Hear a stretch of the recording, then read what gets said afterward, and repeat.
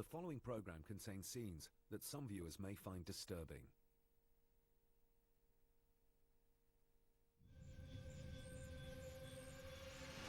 I got home from work before Sharon did, and then she didn't come home and didn't come home.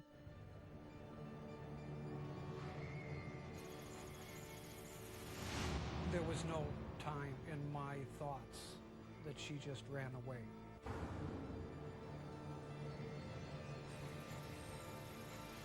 Sharon Bloom, she was on top of the world. She was stable, she had a nice boyfriend, she had received a promotion. That's when the harassment started.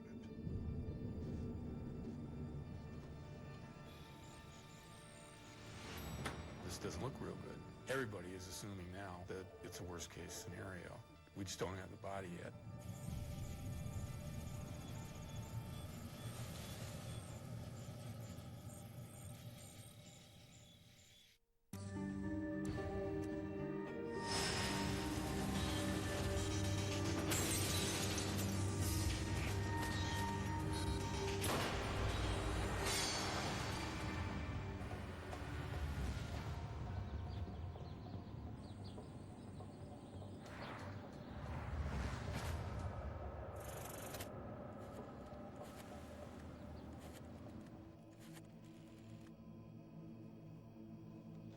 Hi, it's David. Have you seen Sharon at all today? She didn't come home yet, and I'm getting a little bit worried. No, she didn't say that she was going anywhere. Okay, yeah, I'm going to keep trying to call around, but... The most important person in David Kofoed's world is missing. His girlfriend Sharon Bloom hasn't come home from work. This never happens. I tried making calls to the highway patrol and all the hospitals. I couldn't get any information from them. I couldn't go anywhere because I needed to be at the phone, and I waited for somebody to call. And then I got a call at about 10:30 from one of her coworkers that knew I was looking for her, saying her car was still in the parking lot. All right, thanks.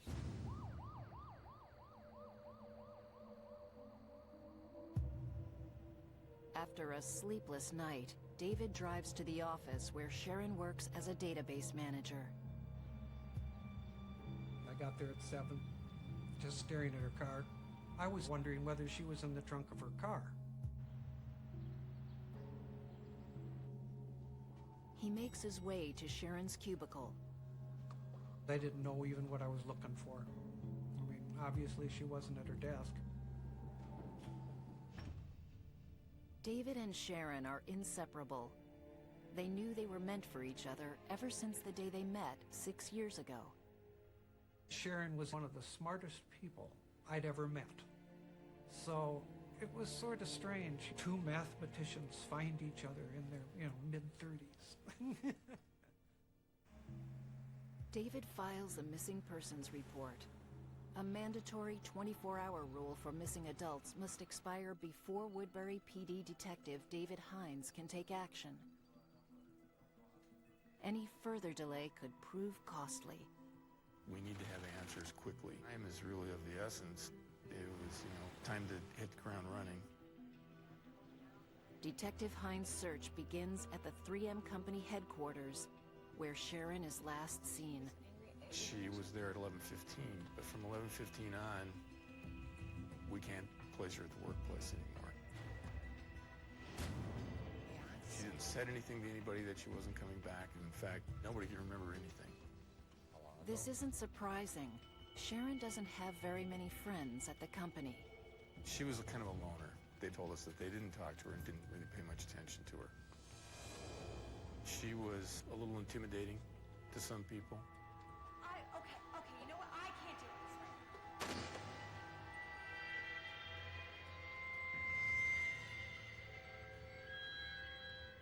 Past history of having depression, she wouldn't take care of herself.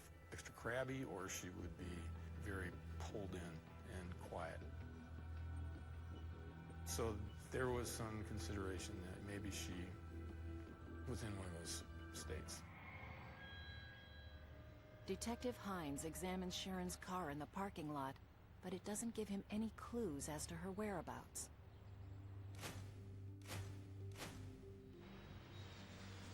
checks with airlines, trains, and bus services, but there's no trace of Sharon. With a police investigation in full swing, David calls Sharon's relatives in Chicago to give them the terrible news. He told me that Sharon was missing. They couldn't find her. I tried to stay composed until we hung up the phone. And when I hung up the phone, I started to scream because I just knew right away that the outcome was going to be very bad. Sharon Bloom's personality may rub some people the wrong way, but that isn't hurting her career. At age 37, she's a rising star. She had the abilities and the intelligence. She was a feminist, and equal rights all the way. And that's why she, I think, went into at that time what was a male-dominated field. The man who knows Sharon best is certain something has happened to her.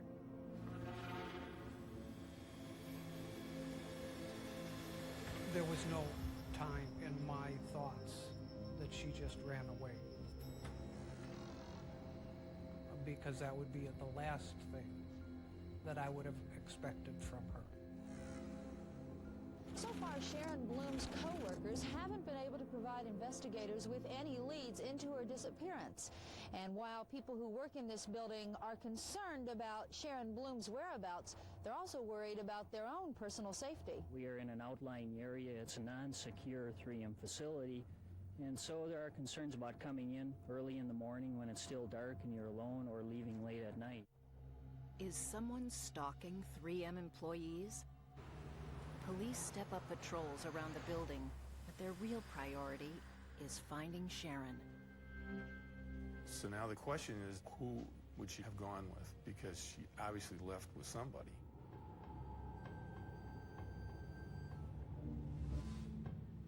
Detective Ray DePrima joins the investigation.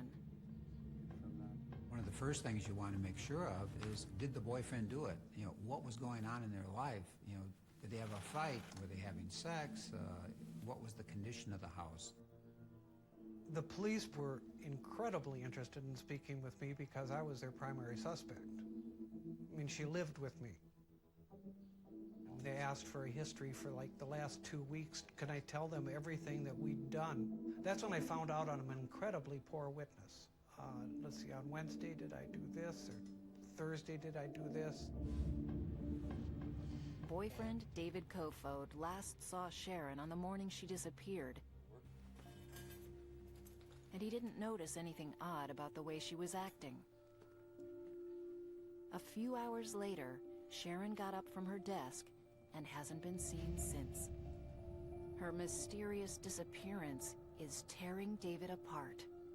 He appeared to be a person who had suffered a great loss. He was grieving. He didn't know what happened to this woman. She was happy. Not just happy with me, it's just everything kind of came together, and you get that sort of, you know, sometimes when you inhale and everything just feels nice. David spent the entire day at work. He isn't a suspect. He does provide detectives with a surprising lead. Sharon was being harassed at work. She'd be getting ready to leave work, and she wouldn't have any keys. And then we'd have another set made, and then a few months later again. The third time sort of confirmed that something was happening. It doesn't stop there. Somebody poured like an entire pot of coffee into her chair. She didn't understand it. What could I have done to somebody to make them hate me so much? I thought that the problem was serious enough that she shouldn't go back to work. I like my job. But then again, one of the things that endeared her to me is her stubbornness. You know, why do I have to give up something that I'm very good at, I really like to do? She loved her job. Sharon makes an effort to be friendlier at work, hoping the harassment will stop. She knew that she was sort of a nerd, that she was an outcast. At one point, she had started taking anger management classes here. She was seeing a psychologist.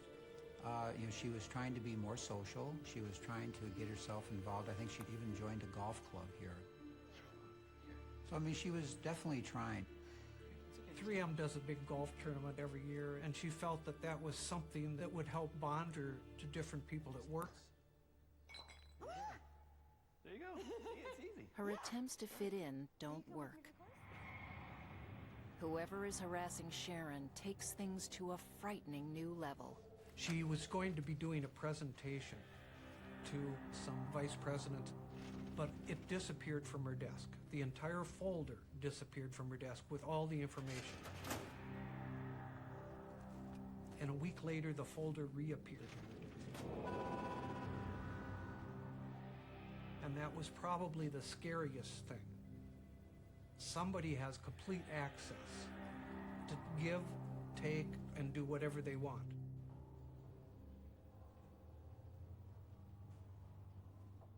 The persecution is destroying Sharon. She's beyond shaken. She actually fears for her life. Investigators have to consider office politics as the reason behind her disappearance. Our focus went quickly to that workplace. This harassment was not just the usual prank thing, but was definitely personal, which makes it more serious. We now had to find out who was doing it. The 18 months of harassment is driving Sharon crazy. Sharon had taken a personal interest in who was harassing her, and that she went on her own to determine who her harasser was. Sharon stays after work, searching her co-workers' desks, trying to find clues. On the day she disappears, Sharon's harassment problem garners attention in the office. The 3M security had just gone in that morning to put in a camera at Sharon's desk to cover that. Police believe Sharon's harasser is someone in her immediate work group of 12 people. And only one wasn't in the office the afternoon Sharon disappears. Stephen Zanter. Sharon disappeared on a Thursday afternoon. Steve didn't come back that afternoon either. And that was particularly unusual because about the only claim to fame Steve had was perfect attendance at work. 20 minutes ago, I need to open that file. We wanted to know a little bit more about him. Detectives are about to learn Sharon's inner circle is very small and just a little weird.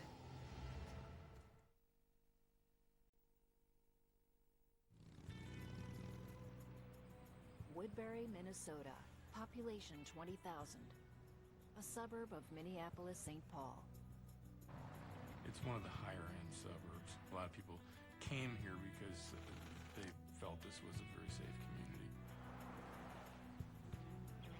The biggest employer here is 3M. In 1989, 10,000 people work at corporate headquarters. One of those employees, database manager Sharon Bloom, is now missing for 48 hours. A woman with a sense of silliness who mugged for the camera. A woman who volunteered for public TV functions. That's the woman David Kofod shared his life with. I just miss her so much. We didn't know if she was living or dead. Was she being tortured? Everything goes through your mind. And terribly stressed, and the frustration that there's nothing that you can do about it. 37-year-old Sharon Bloom is from a close-knit family in Chicago. She liked to dance. She's very, very creative and very meticulous. Sharon always was driven to reach her goals, whatever they were.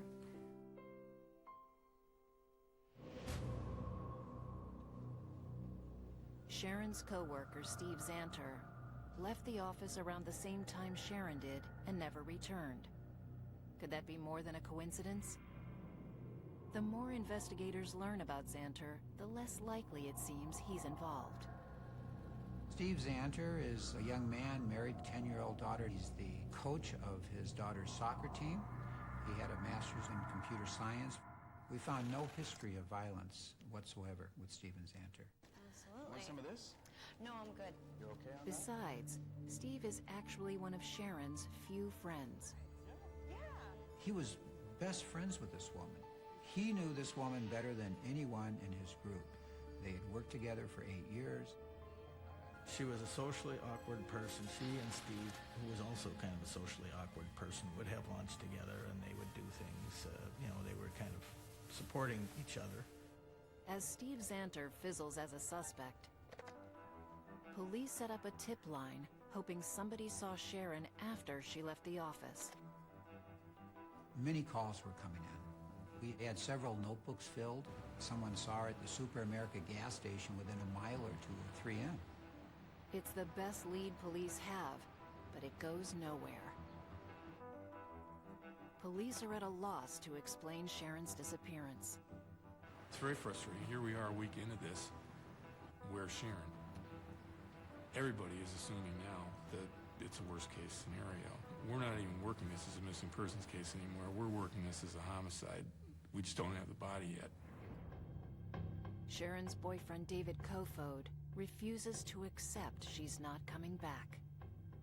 Kofod is still taping Sharon's favorite TV shows. Her birthday was Saturday, and unopened greetings wait inside the house they shared. They were remodeling here. Sharon scrawled their names in cement. Kofod says they were looking forward to the future together. They already paid for a vacation planned later this month. That's where we were going. You get kind of close to these victims rather quickly because you learn a whole lot about them. If somebody did something to her, I want to find them. I want to find out what happened. It becomes personal. What makes this case all the more frightening? Sharon Bloom isn't the only missing woman in the Twin Cities area. There's been a sudden spike of women who've disappeared, and 2 have turned up dead. That's something you got to deal with too, because you could be dealing with a serial killer. Is Sharon Bloom his latest victim? If so, police have a pretty good idea who their prime suspect is. Douglas DeShane was a sexual predator. He had done time. He was a good-looking guy, rugged. He just had a way of manipulating women. He did abduct women from various places. Usually it was a public place. He was a serial rapist. DeShane is fresh out of jail. As he leaves, he makes a chilling boast to his fellow inmates. He says the next time he rapes a woman, he won't leave her alive. Did he make good on that promise by raping and killing Sharon Bloom? He was the most obvious suspect in the area if it was a stranger abduction. We were pretty sure that he was the guy. Douglas DeShane is a sexual predator who sticks to familiar ground. He had actually developed a pattern of taking his victims to Battle Creek Park and Mounds Park. And we decided that we should concentrate on those areas for body searches because we felt that Bloom could be out there. We came out with dogs and search teams, and we found nothing. Woodbury police do uncover a link between DeShane and their victim, Sharon Bloom. DeShane's parents did live in the area, and he would drive past Building 549 on his way to see his parents to get money. Could he have nabbed Sharon outside her office? Police haul DeShane in. They get a weak alibi, but they don't have enough evidence to hold him. The detectives return to Sharon's workplace, looking for any clues to tell them where she went that morning. When they examine her computer, they're startled by what they find. We can't get anything. It's been wiped clean. So everything's been deleted off that drive. It's all gone. Would have access to that only one person, Steven Xanter. Xanter had actually been given the job securing the computers a few months before that. Detectives then discover the friendship between Sharon and Steven Zanter has recently gone cold. She recently got a promotion that we're told Steven Zanter felt he should have had, and he wasn't happy about it. That's when the harassment started. Steve Zanter is the best suspect. You know, he doesn't have an alibi. He had called in the day that Sharon disappeared. It was time to go to his house. How well would you say you knew her? I knew her pretty well at work. It was going to be a very friendly, low-key interview, and we got to talking about his alibi. Zanter said that he had left lunchtime that day, and then his car stalls. My car it just died. He can't get it started, and he sits in the car. It's a heavily trafficked area. There's no shoulders. He would have been up against the curb blocking a lane of traffic. That's probably going to be noticeable. Nobody really notices until some guy comes along, and Zanter, he never gets out of the car. He says the guy jump starts it, and he just drives off and goes home, not back to work. And he said, "Why'd you go home?"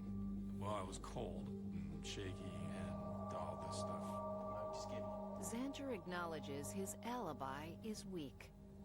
Kept telling us you're not going to be able to verify it, but we told him until we can verify it, we can't accept it.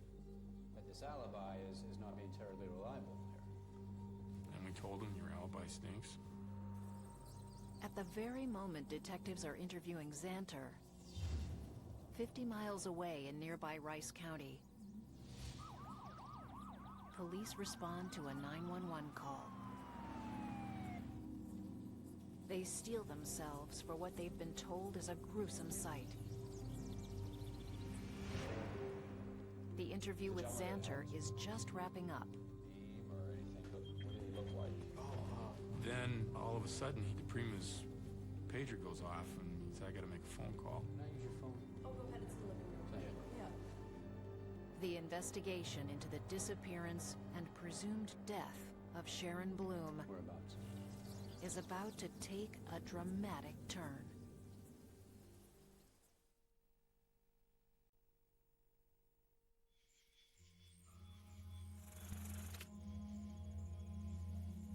Sharon Bloom hasn't been seen for 10 days.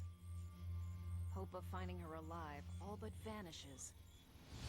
When 50 miles away, police discover the body of a woman in a cornfield. Thin and frail and partially clothed, and her shirt was pushed back and she was nude from the waist down.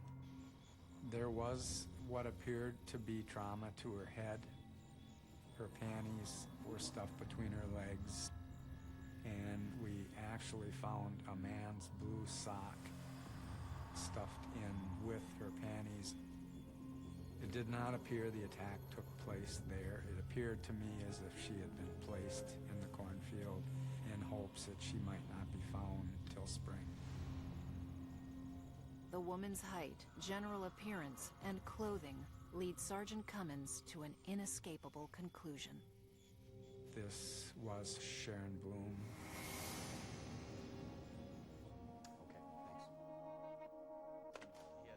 At Steve Zanter's house, where detectives are questioning Sharon's former friend, they tell him about the discovery of the body. Sharon Bloom's body has been found in a cornfield outside the city. The moment that I tell Zanter that the body has been found, he was sobbing. Zanter says, "I was hoping we would find her." One of those times where, the hair on the back of your neck stands up. Before I ever got a chance to say anything, his wife interrupted and said, "We hope that you wouldn't find her in that condition." Stephen. His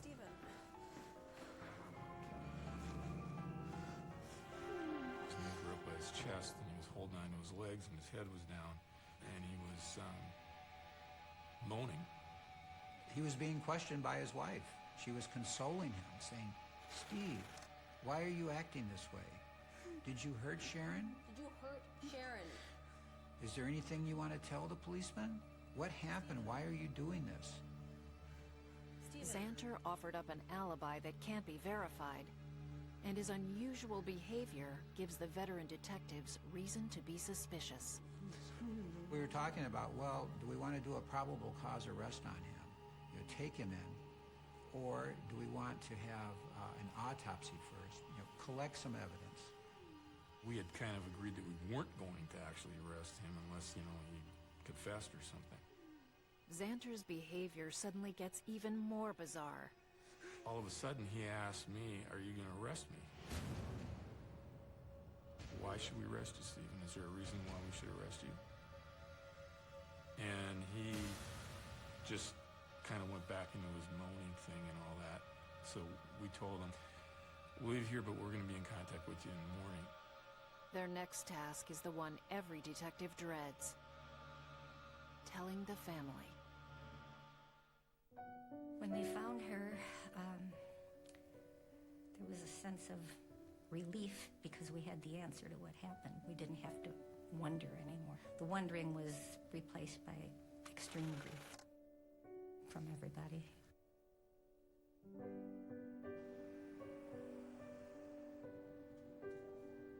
Shattered by the news, Sharon's longtime boyfriend, David Kofod, must find the strength to identify her body. I had a hard time just even standing. I remember saying the phrase, "What I saw wasn't her." And the investigator said, "Do you mean that wasn't Sharon?" And I said, "Yes, that was Sharon's body, but that wasn't her." It's a memory I don't wish to have, and it's a memory I can't get rid of either. Bloom's boyfriend identified her and burst into tears, leaving the Rice County Coroner's office. Meanwhile, the Rice County Sheriff's Department says they'll continue to question residents in the area for any clues about Bloom's death. David wants to remember Sharon as his best friend, his lover, his future wife. In the 6 years we'd been together, we actually reinvented romance a few different times. We were in the middle of doing that whole remodeling, and we were supposed to be done and then take a 2-week vacation. So we actually decided not to be intimate for a few weeks. Let's make everything the first time again.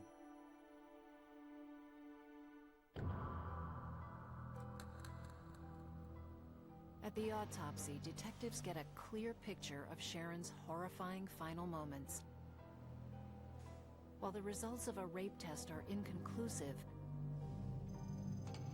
there's no doubt she suffered a brutal beating. Sharon Bloom's cause of death was blunt force trauma to the head. She was hit probably 21 times and probably bled out very quickly. Forensic technicians examining the body discover a potentially damning piece of evidence. We had one hair, on her leg. It's not Sharon's, which means it's probably the killer's.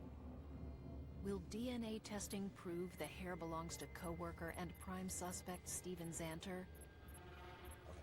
Or will it point the finger in a new direction? A week after Sharon is found, friends and family gather for a tearful goodbye as the 37-year-old is buried in her hometown of Chicago. There were so many people there. It's just unbelievable. And the emotions were so raw. It was a cold, rainy, nasty Chicago day. It was such an appropriate day for such a horrible thing. Like the skies were crying.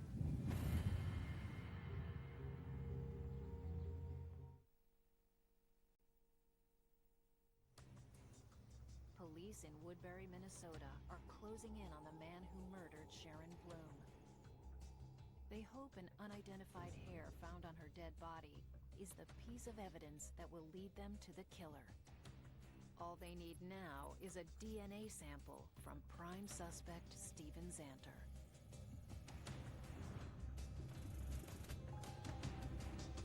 Mr. Xanter. Normally you would serve a warrant and say, "Hey, I've got a search warrant signed by a judge for your bodily fluids. Let's go."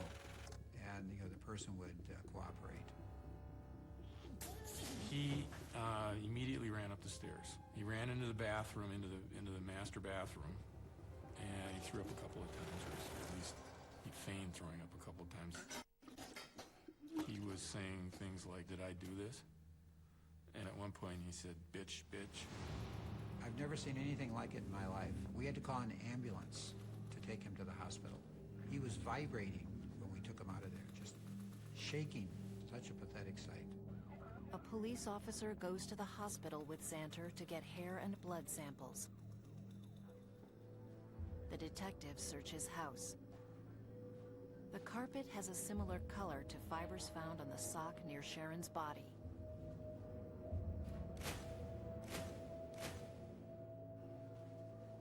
In the bathroom, an almost unbelievable sight. The bathroom had just been painted. Hey Ray, come check this out.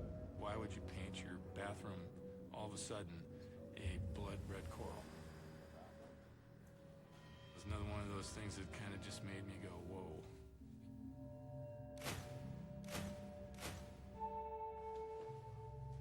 Everywhere they look, police find more evidence pointing to Xanter as Sharon Bloom's killer.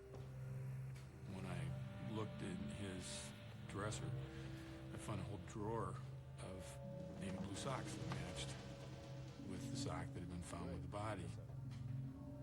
These socks. Because they'd been moving, he had bought these great big plastic bags to facilitate their movement. Our theory was that he threw Sharon in one of the bags, didn't realize there was still a sock in there. Detectives find a receipt for the red bathroom paint. It's dated 2 days after Sharon disappeared. Receipt for paint, limited date.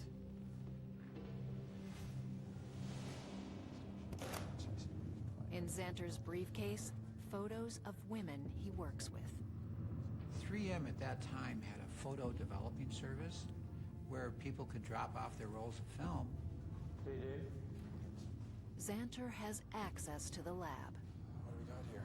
When he saw something that was sort of a sexual nature, you know, sort of a scantily clad in a lingerie at a sleepover, at a park, or at a swimming pool within a bikini, he would take those shots.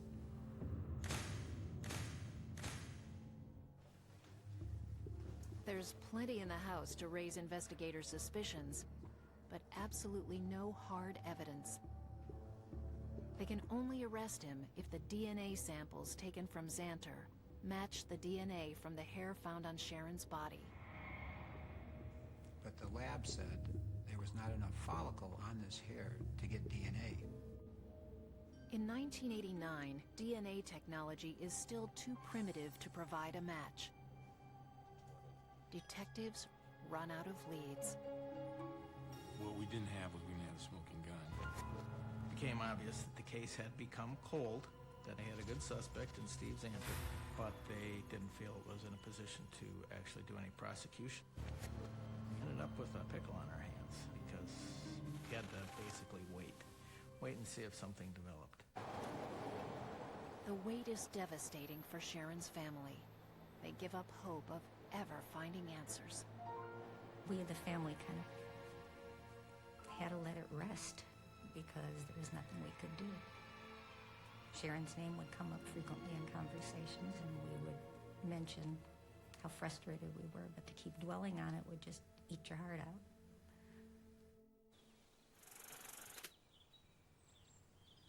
Nine months after Sharon's murder, police are called to investigate a crime with eerie similarities. There was a designer, a furniture designer. She was found running down a hill in a rural area off of Highway 61. He picked me up from work. The designer tells police she was abducted by a man driving an SUV. She identifies the man as Douglas DeShane. You sure this is the man? The sexual predator police questioned in the early stages of the Sharon Bloom investigation. Doug DeShane had set up this appointment with this designer. Talk about one of the rooms that he had in. Good. He picks her up, and instead of going to his loft, of course, he takes her out there to Highway 61.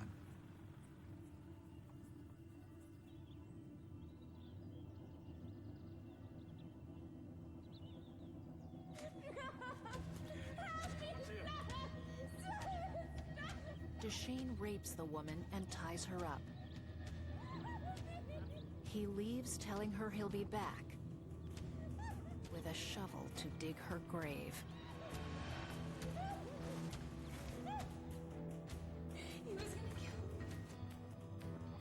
She knows she's going to die if she doesn't get away before he comes back. She probably has about a half hour to get loose, and so she was fighting for her life.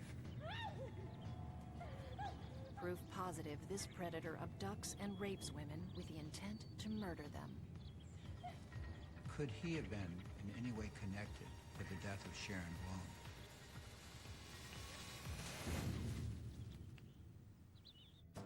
Investigators need to find Douglas DeShane before anyone else gets hurt. Several of us were looking for him all weekend and had gone to his parents' house, had gone to the place where he had lived. Detectives finally locate his truck, and then DeShane himself. But he's not talking. He was found dead with a garbage bag on his head. He had suffocated himself. If DeShane murdered Sharon Blume, the truth dies with him.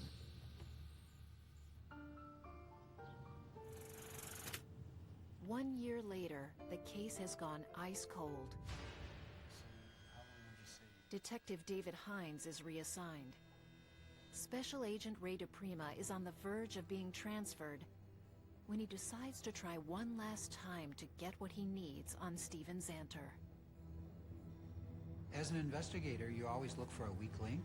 Who do you share your life with? Steve Zanter had to share it with Barbara. Who does Barbara share it with? Detective DePrima can only hope Zanter's wife shares it with her fellow school teachers. I figured out who she worked with and who she talked to, and I went and knocked on their door. And they were absolutely insulted. In fact, they used the F word on me and told me to get out, that they couldn't believe that I would even consider Steven Zanter a suspect. There's just one of Barbara's fellow teachers left for Detective DePrima to visit. Hello, I'm Detective Ray DePrima. And I knocked on her door, and I said, "Hello, Ray DePrima." And this woman responded. She said, "I don't want to talk to you because Barbara Zanter has told me that she gave you a complete statement on the blood in her house the day that Sharon Blume disappeared." Excuse me, about the blood she found? She mentioned blood to you. And I said, "I don't know what you're talking about." She tells me that the day after Sharon had disappeared, Barbara Zanter walks into the meeting and she says, "Gosh, I just can't believe that dumb Steve. When I came home from work yesterday, he said he cut himself. Gosh, he got blood on our carpet, he got blood on our landing, and he had a cut on his wrist and shook his hand. There's blood sprayed on the wall." DePrima's persistence pays off. To close this case once and for all, he asks the teacher to help get Barbara Zanter's story on tape. I had these teachers coffee clutch with Barbara on 2 or 3 occasions, and I'd have a tape recorder under the table. We were able to get the specific details of what Barbara Zanter saw. You know, there's conversation about the blood on the landing, the blood in both bathrooms.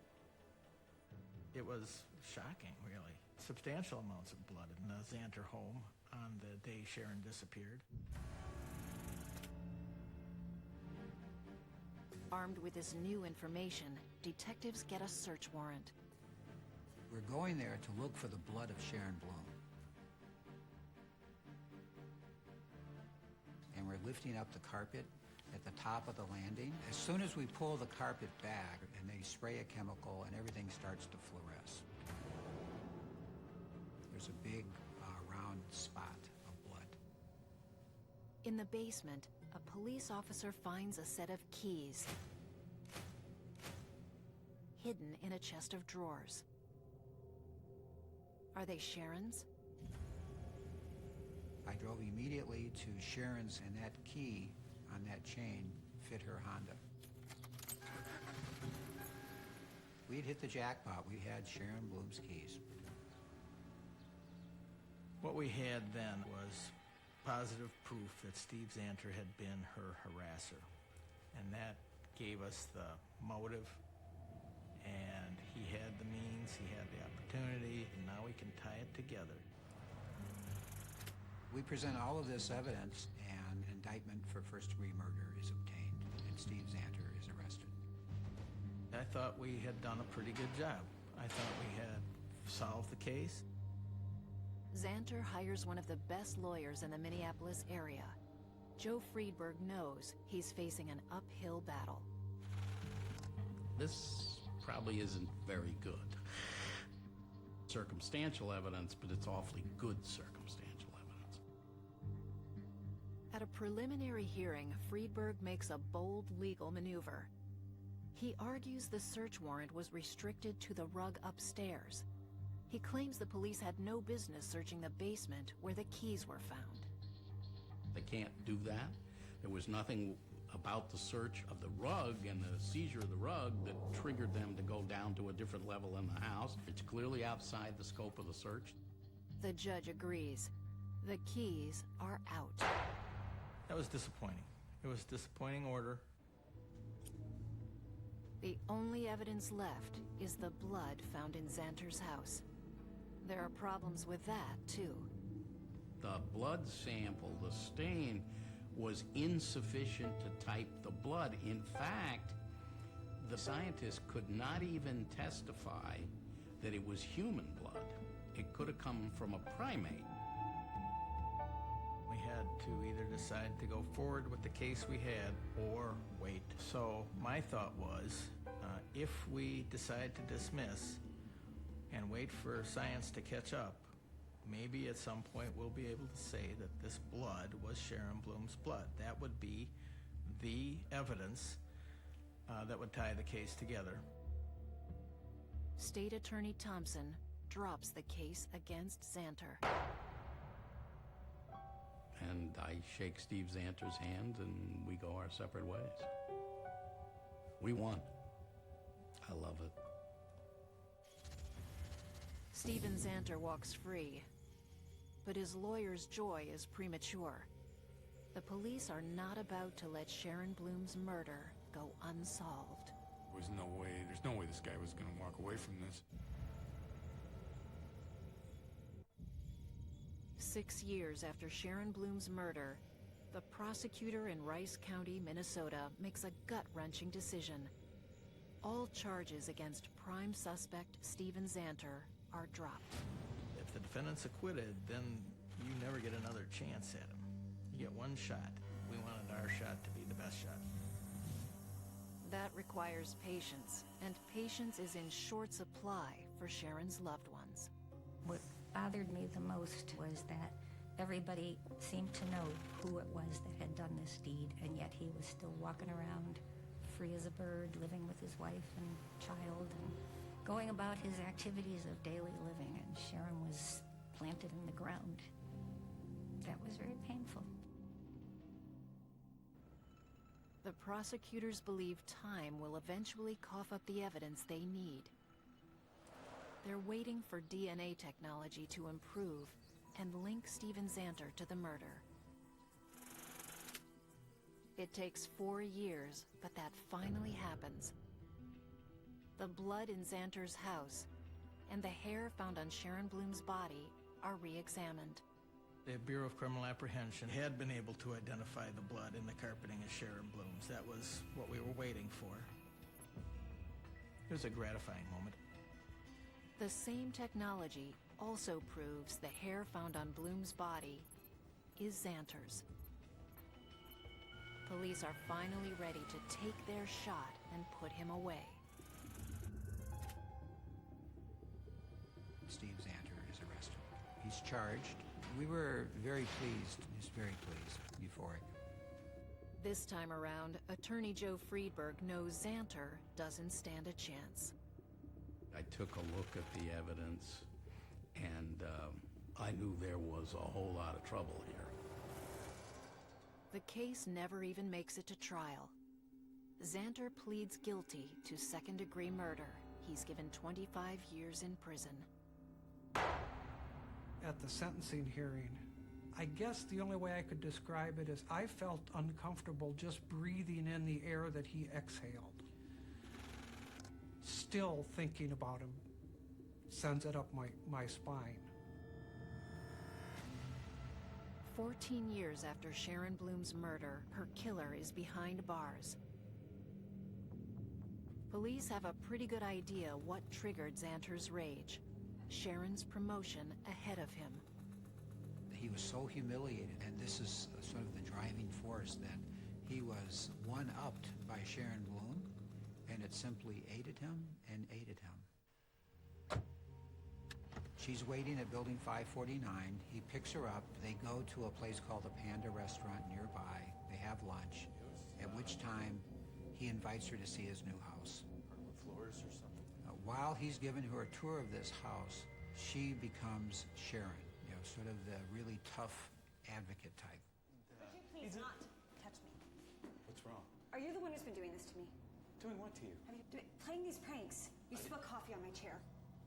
Stealing my notes. They were talking about the harassment situation. She had been adamant that she was going to get the person fired, and I know you're the guy that did this. I've got some proof. Okay. You go find your proof. And that really gets him angry.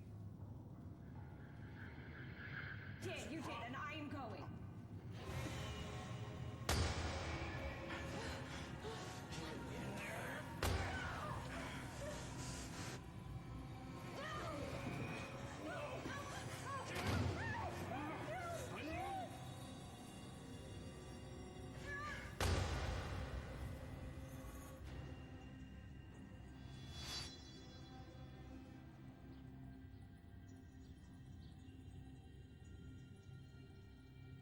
He dragged her into the master bathroom.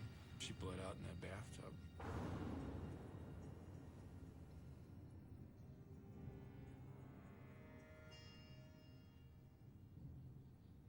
He then gets a big plastic bag. He bags her up. He drives to Rice County, dumps the body. I still don't comprehend it. To just decide to take somebody like that out of the world due to pure selfishness. It just, I can't even describe it. It just doesn't make sense to me. If I could have one more day with Sharon, I would love for her to come to my house. I'd like for her to be able to visit my children who are all grown up and my grandchildren who are in the process of growing up. And I'd just like to spend the day chatting with her and just enjoying each other's company. I miss her. I miss her greatly.